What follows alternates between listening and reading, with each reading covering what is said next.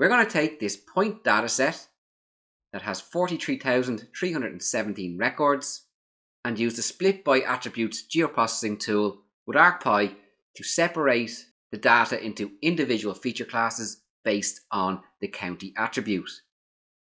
The data is the National Inventory of Architectural Heritage for Ireland.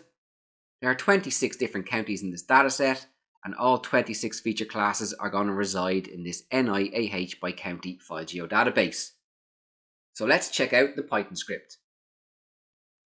Up top we are importing ArcPy, and here we have the syntax for the Split by Attributes geoprocessing tool when we are using ArcPy.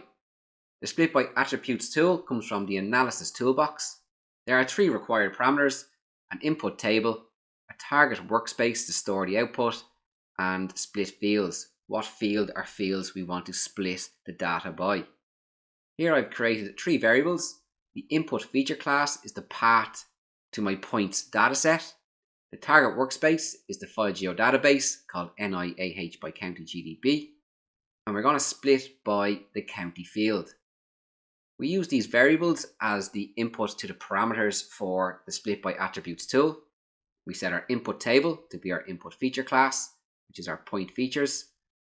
Target workspace is our workspace variable that points to the NIH by county file geodatabase. And we set our split fields to be our split field variable, which is our county field. I'm assigning the calling of the Split by Attributes tool to a variable called result, where I'm going to print the derived output to screen. Most geoprocessing tools only have one derived output, but there can be times where there are multiple. And we're going to see that a single derived output will be a path to the workspace where the feature classes have been saved. When you run a geoprocessing tool with ArcPy, a result object is returned. We're going to access the result object to see how many outputs there are from the tool, and then we'll iterate over each output and print the output to screen. So let's run this script.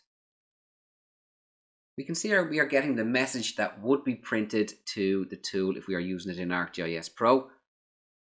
Our tool has one single output, and it is the path to the workspace that we use, the NIAH by county file geodatabase. I head back over to ArcGIS Pro.